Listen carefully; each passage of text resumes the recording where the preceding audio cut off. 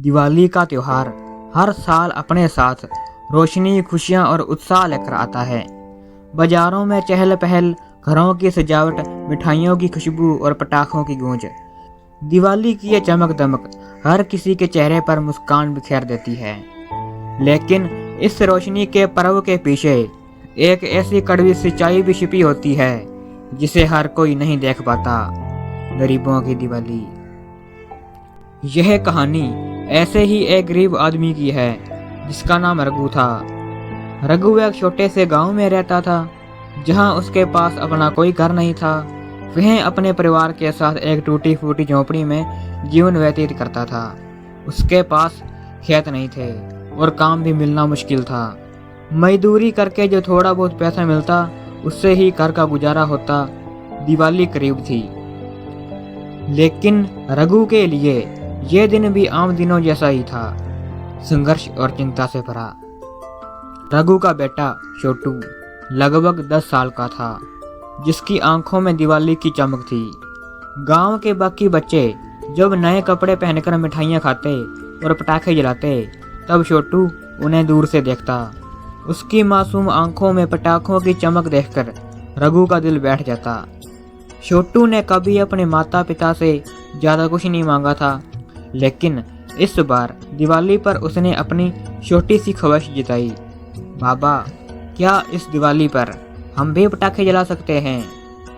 रघु ने उनकी बात सुनी और उसके मन में जैसे कोई तेज दर्द उभरा।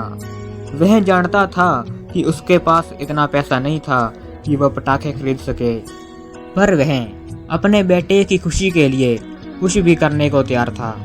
उसने छोटू से कहा, बेटा, इस बार कुछ खास हो सकता है, देखना दिवाली बहुत अच्छी होगी।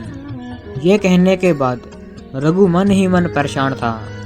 वह सोचता था कि कहाँ से पटाखों के पैसे आएंगे। उसकी पत्नी लक्ष्मी ने भी उसकी चिंता भांप ली थी। उसने रघु से कहा, इस बार हमें कुछ ना कुछ करना होगा। छोटू की आंखों में जो उम्मीद है वो टूटनी नहीं चाहिए। रघु ने अगले दिन गांव के बाजार में जाकर काम ढूंढा। उसने दिन रात मेहनत की, लेकिन जो पैसा उसे मजदूरी से मिला वो इतना नहीं था कि उससे पटाखे खरीदे जा सकें। फिर भी उसने हार नहीं मानी।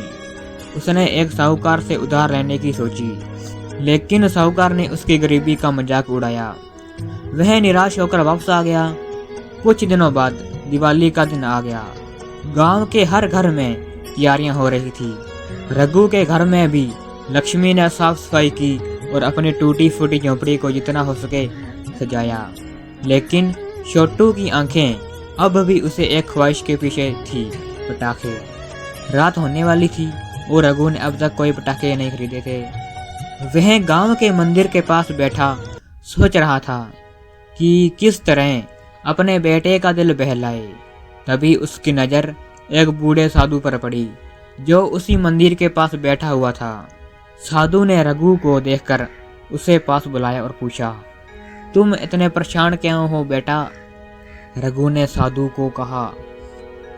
साधु को अपनी पूरी कहानी सुना दी। साधु ने उसकी बातें ध्यान से सुनी और फिर मुस्कुराते हुए कहा, दिवाली सिर्फ पटाखों से नहीं होती बेटा, इसका असली अर्थ है रोशनी फैलाना, दिलों को रोशन करना। रघु समझ नहीं पाया कि क्या कहना चाहते हैं। साधु ने उसे एक छोटी सी दिया दी और कहा, इस दिए को अपने घर में ले जाओ और इसे जलाकर देखो। रघु ने दिए को अपने हाथ में लिया और साधु के कहने पर उसे अपने घर ले आया। उसने लक्ष्मी से कहा कि आज रात हम यही दिया जलाएंगे। लक्ष्मी ने सोचा शायद साधु ने कोई आशीर्वाद दिया हो। रात होते ही पूरे गांव में दियों और लाइटों की रोशनी फैल गई। हर घर में पटाखों की गूंज सुनाई दे रही थी। छोटू उदास होकर अपने दरवाजे पर बैठा था। जब रघु ने वह दिया जलाया, जैसे ही दिया जला उसकी रोशनी पूरे घर में फैल गई। छोटू ने जब दिए की ओर देखा तो उसकी आंखों में कुछ खास चमक आई। उसने अपने माता पिता से कहा, बाबा, माँ, देखो हमारा घर कितना सुंदर लग रहा है। रघु और लक्ष्मी दोनों चौंक गए। दिए की मामूली रोशनी ने उनके घर को ऐसी रोशनी से भर दिया जो उन्हें पहले कभी महसूस नहीं की थी।